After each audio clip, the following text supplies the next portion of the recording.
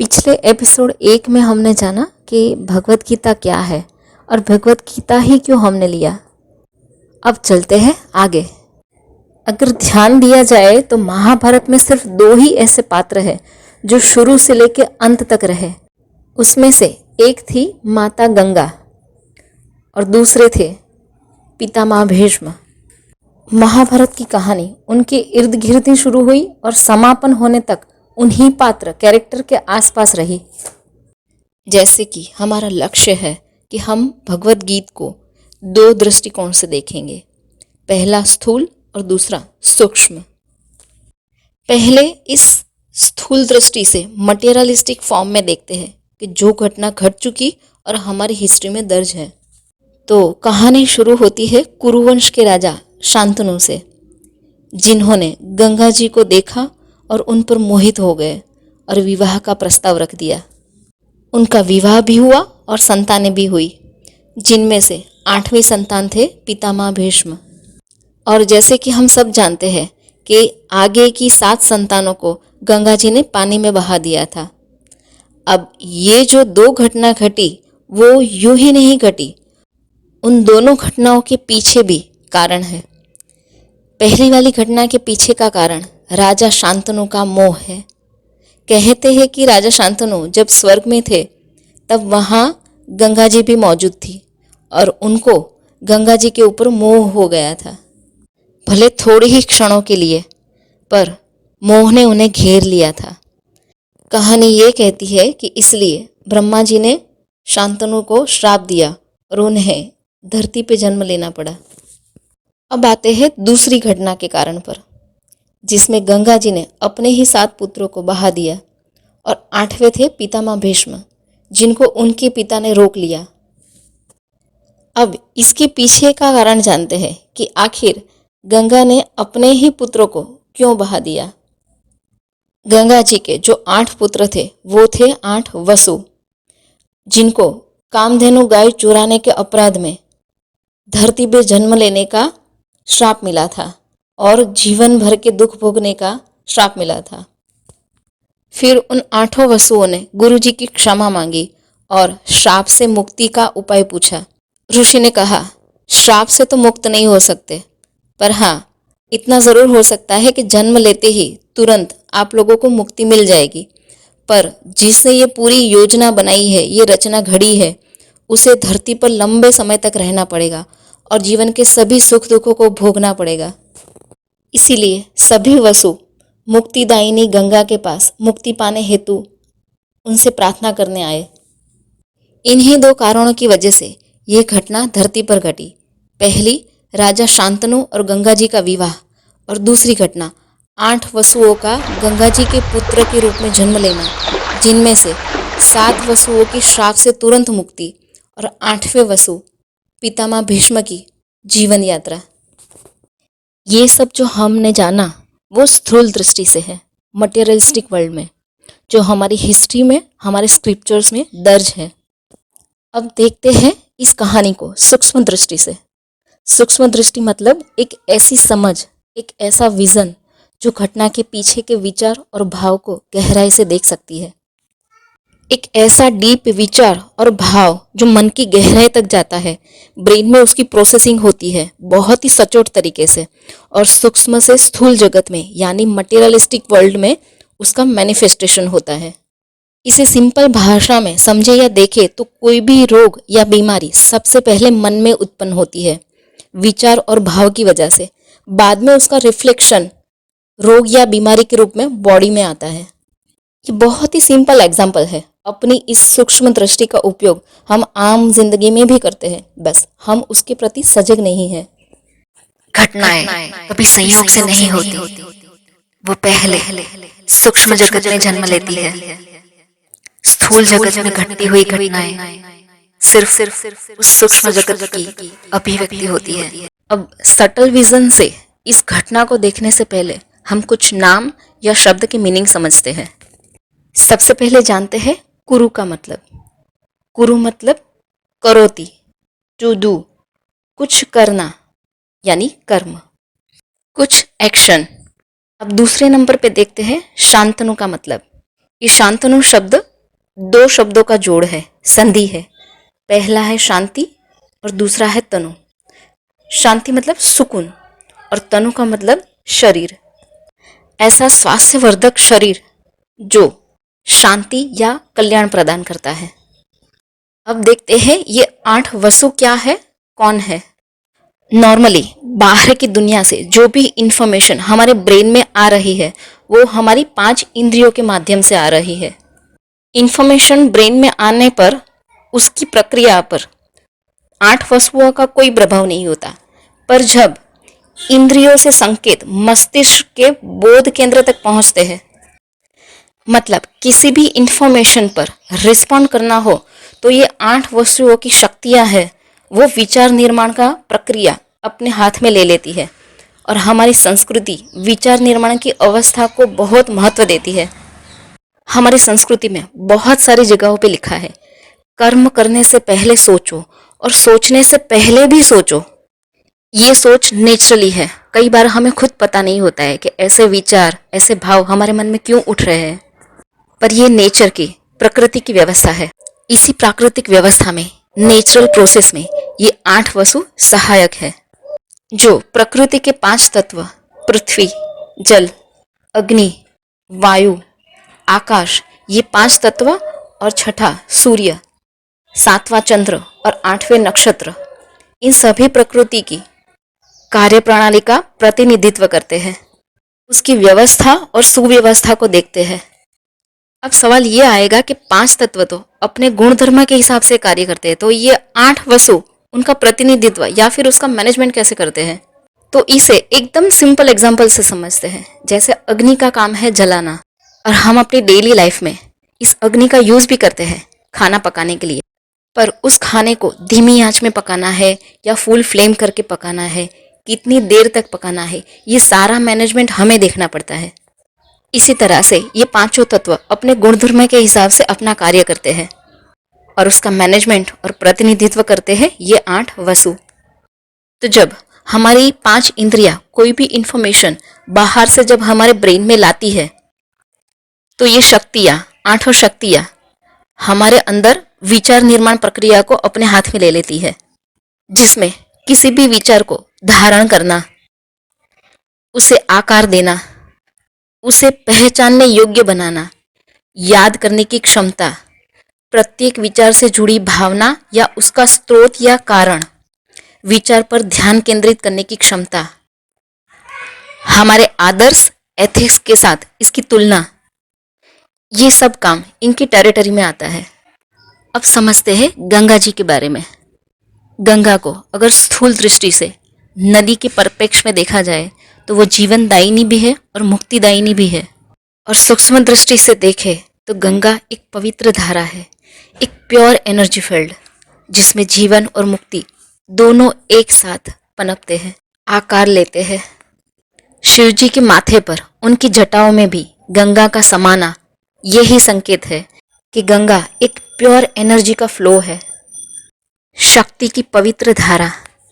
उनके सफेद वस्त्र या सफेद धारा यही संकेत या यही मैसेज देते हैं कि उसके ऊपर माया के किसी भी प्रपंच का कोई भी रंग नहीं चढ़ा है, ना प्रेम का, ना नफरत का, ना लोभ लालच का, ना दान धर्म का, ना ही आसक्ति का और ना ही विरक्ति का, कोई भी रंग नहीं। वो शुद्ध और पवित्र धारा है। क्लियर हो गया। तो इन सभी बातों को जोड़ के देखते हैं कि सनातन धर्म में आखिर ये 2 घटनाएं जो हमारी हिस्ट्री में दर्ज है, पहली राजा शांतनु और गंगा जी का विवाह, और दूसरी पितामह भीष्म का जीवन, ये जीवन शक्ति की कौन सी प्रोसेस से घटी, कौन सी एकदम माइक्रो या सटल प्रोसेस थी जिसने इन घटनाओं को मैनिफेस्ट किया। दोस्तों, एक और बात बताना चाहती हूँ आगे बढ़ने से पहले। जो आज ये साइंस, न्यूरो साइंस या मेटा साइंस जो भी आविष्कार कर रहे हैं, और उन सब पे हमें फक्र हो रहा है, लेकिन 1000 सैल्यूट सनातन धर्म को भी जाना चाहिए, जो 5000 साल पहले या उससे भी अधिक समय पहले से ये सारी बातें, सारी इंफॉर्मेशन जानता था, और सामान्य इंसान, एकदम नॉर्मल इंसान को भी आसानी से समझ में आ जाए, उस हिसाब से उस समय की सरल भाषा में, लिखावट में या कहानी के माध्यम से हर एक जन जन तक ये बातें, ये इंफॉर्मेशन पहुंचाई गई। दूसरी बात, स्वर्ग या नर्क ऐसी कोई फिजिकल एक्सिस्टेंस इस धरती पर नहीं है या धरती के बाहर भी नहीं है। ये मैंने अपनी पहली एक आध दो वीडियो में भी बताया हुआ है कि ये स्वर्ग और नर्क सिर्फ एक मन का, माइंड का स्टेट है, एक बौद्धिक अवस्था जिसके बीच घिरकर हमारा मन हमें अच्छी या बुरी फीलिंग देता है। वो एकदम डीप लेवल पे होती है, बहुत इमोशनल लेवल पे होती है, और हमने उसका नाम स्वर्ग और नर्क दिया हुआ है। अच्छी फीलिंग को, जो मन को भाए, ऐसी अवस्था को, ऐसे स्टेट ऑफ माइंड को हमने स्वर्ग बोला, और जो दर्द दे, जो दुख दे, ऐसी अवस्था को हमने नर्क बोला। जो हमें पसंद नहीं है, हमारे मन को भाती नहीं है, ऐसी अवस्था को नर्क का नाम दिया। सनातन धर्म में हर एक नाम जो दिया गया है उसके पीछे भी बहुत गहरा राज होता है, मर्म छुपा होता है। हम सिर्फ नाम और उसकी ऊपरी परत को ही पकड़ते हैं, उसके अंदर छिपे मैसेज या मर्म के ऊपर कभी ध्यान ही नहीं देते। तो ये स्वर्ग और नर्क हमारे मन की अवस्था से जुड़े एक नाम है। कोई ऐसा एग्जिस्टेंस, कोई ऐसी जगह नहीं है। हम यहाँ इस एपिसोड में बहुत ही गहराई से सोच समझ के आगे बढ़ते हैं और जानते हैं कि सनातन धर्म में जो ये दो घटनाएं घट चुकी, जो फाइनल प्रिंट है किसी एनर्जी की ब्लूप्रिंट। पहली घटना राजा शांतनु और गंगा जी का विवाह, और दूसरी घटना पितामह भीष्म का जीवन। उसकी ब्लूप्रिंट या उसके पीछे के कारण के भी कारण को ध्यान देना। यहाँ पे मैं रीजंस के पीछे के रीजंस की बात कर रही हूँ, जो अति सूक्ष्म है, सटल है, वो हम देखने जा रहे हैं। जैसे कि हमने आगे कथा में जाना कि स्वर्ग में राजा शांतनु और गंगा जी मिले। राजा शांतनु के मन में मोह जागा और उन्हें धरती पर जन्म लेना पड़ा, और माता गंगा ने भी सहयोग किया। मतलब एक ही एनर्जी के दो रूप जिसमें अलग अलग गुण धर्म है। एक है जो जीवन का संचार करने में, जीवन को फैलाने में, उसको आकार देने में यानी जन्म देने में सक्षम है, यानी कि प्रकृति। और उसी एनर्जी, शक्ति का दूसरा रूप जो जीवन को धारण करने में, उसकी रक्षा करने में, उसका पालन पोषण करने में, जीवन को, जीवन के उद्देश्य को, उसके लक्ष्य तक पहुंचाने में जो सहायक है, जो रक्षक है, ऐसी एनर्जी यानी पौरुष शक्ति। ध्यान रहे, शक्ति एक ही है, पर एक ने पुरुष का रूप धारण किया है और दूसरे ने स्त्री का, क्योंकि दोनों के गुण धर्म अलग अलग हैं, लेकिन दोनों एक दूसरे की पूरक एनर्जी है, सहायक है। और दोनों शक्तियां, दोनों एनर्जी जब एक ही फ्रीक्वेंसी पर आई तो उससे जीवन की श्रृंखला शुरू हुई।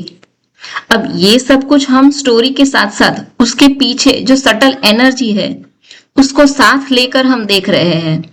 ऐसी एनर्जी, ऐसी शक्ति जो सदा सर्वदा है, जो आदि में थी, मध्य में है और अंत में भी रहेगी, जो सनातन काल से है, ऐसी शक्ति, ऐसी ऊर्जा, ऐसी एनर्जी की बात हो रही है, जो अलग अलग रूप लेकर अपना कार्य करती है। जैसे यहाँ पे उसने दो रूप धारण किए, पहला रूप गंगा जी का और दूसरा शांतनु का। इस शक्ति के दोनों रूप से जो जीवन श्रृंखला शुरू हुई वो थे उनके 8 पुत्र। 7 पुत्र जो नदी में बहा दिए गए और 8वें पितामह भीष्म। जैसे हमने इसी वीडियो में आगे जाना कि कोई भी इंफॉर्मेशन हमारे ब्रेन में आती है तो उसके ऊपर विचार निर्माण की प्रक्रिया शुरू हो जाती है, उसको कई सारी जगहों पे नाप तोल किया जाता है और फिर देखा जाता है कि ये फाइनल हमारा लक्ष्य बनेगा या नहीं।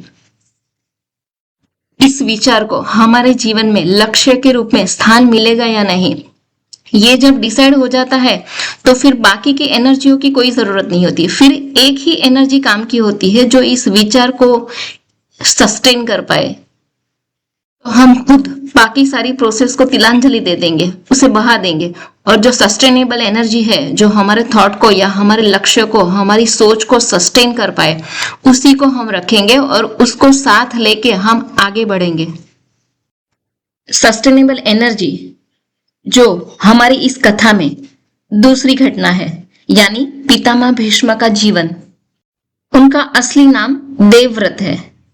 देव यानी देने वाली शक्ति, पॉजिटिव एनर्जी, और व्रत यानी कोई लक्ष्य, मतलब लक्ष्य की पूर्ति हेतु कार्यरत शक्ति या एनर्जी, जिसका नाम है देवव्रत। यानी मन का वो पावर जो एक पॉजिटिव थॉट को उसके लक्ष्य तक, उसके अंजाम तक पहुंचाने वाली शक्ति।